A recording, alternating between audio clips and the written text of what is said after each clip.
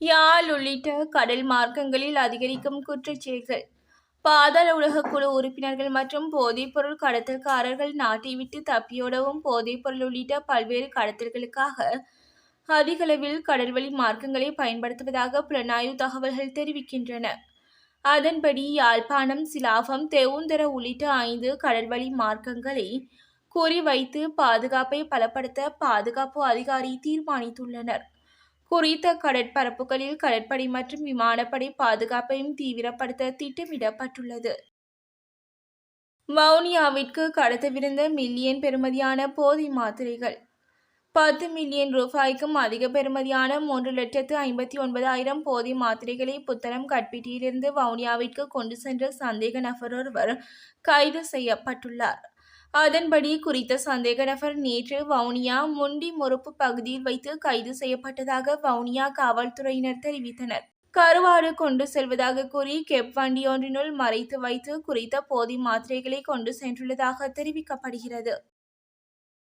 சிறையில் இஷாரா. பாதாள உலகக் குழுவினரை கூண்டோடு ஒழித்து கட்டியே தீருவோம் என பொதுமக்கள் பாதுகாப்பு அமைச்சர் ஆனந்த விஜயபால எச்சரித்துள்ளார். அத்துடன் பாதாள உலகக் குழுவினர் இலங்கையின் அரசியலுக்குள்ளும் நுழைந்துவிட்டனர் எனவும் அவர் சுட்டிக்காட்டியுள்ளார். ஊடகங்களிடம் கருத்து தெரிவித்த போதே ஆனந்த விஜயபால மேற்கண்டவாறு கூறினார். இதுவரை கைது செய்யப்பட்டுள்ள பாதாள உலகக் குழு உறுப்பினர்களுக்கு நீதிமன்றத்தின் ஊடாக உரிய தண்டனை வழங்கப்படும். இவர்களுடன் தொடர்புடைய பொது நபர்கள், அரசியல்வாதிகள் எவரும் தப்ப முடியாது.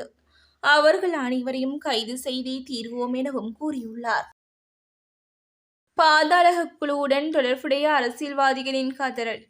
சட்டம் தற்போது உரிய வகையில் நடைமுறைப்படுத்தப்பட்டு வருகிறது. எனினும் பாதாள உலக குழுக்களுடன் தொடர்புடைய தரப்புகளே அரசியல் பழிவாங்கல் என்று விமர்சித்து வருகின்றன என்று அமைச்சரவை பேச்சாளரும் அமைச்சருமான நலிந்த ஜெயதிச தெரிவித்தார். குற்றவாளிகள், பாதாள உலக குழுவினர், போதைப்பொருள் வியாபாரிகள் ஆகியோரை கைது செய்த பின்னர் அவர்கள் வழங்கும் தகவல்களின் அடிப்படையிலே கைதிகள் இடம்பெற்று வருகின்றன. ஹாங்காங்கில் கடலில் விழுந்த சரக்கு விமானம். சீனாவிலுள்ள ஹாங்காங் சர்வதேச விமான நிலையத்தில் துபாயிலிருந்து வந்த போயிங் 647 சரக்கு விமானம் தரையிறங்கும் போது விபத்தில் சிக்கியது. விமானம் ஓடுபாதையிலிருந்து கடலில் விழுந்து நொறுங்கியது. இந்த விபத்தில் 2 பேர் உயிரிழந்தனர். விபத்தில் சிக்கிய விமானம் எமிரேட்ஸ் விமான நிறுவனத்திற்கு சொந்தமானது ஆகும். விமானத்தில் இருந்த 4 பேர் பத்திரமாக மீட்கப்பட்டுள்ளனர். விமானம் விபத்தில் சிக்கியதற்கான காரணம் குறித்து விசாரணை நடந்து வருகிறது. இதுவரை விமான நிறுவனம் தரப்பில் எந்த விளக்கமும் அளிக்கவில்லை என தெரிவிக்கப்படுகிறது. இந்தியாவுக்கு வரிகள் கடுமையாக இருக்கும். ட்ரம்ப் மீண்டும் எச்சரிக்கை. ரஷ்யாவிடமிருந்து கச்சா எண்ணெய் வாங்குவதன் மூலம் உக்ரைன் மீதான போரை இந்தியா மறைமுகமாக ஆதரித்து வருவதாக அமெரிக்கா இந்தியாவுக்கு எதிராக 25% கூடுதல் வரியையும் அமெரிக்கா விதித்துள்ளது.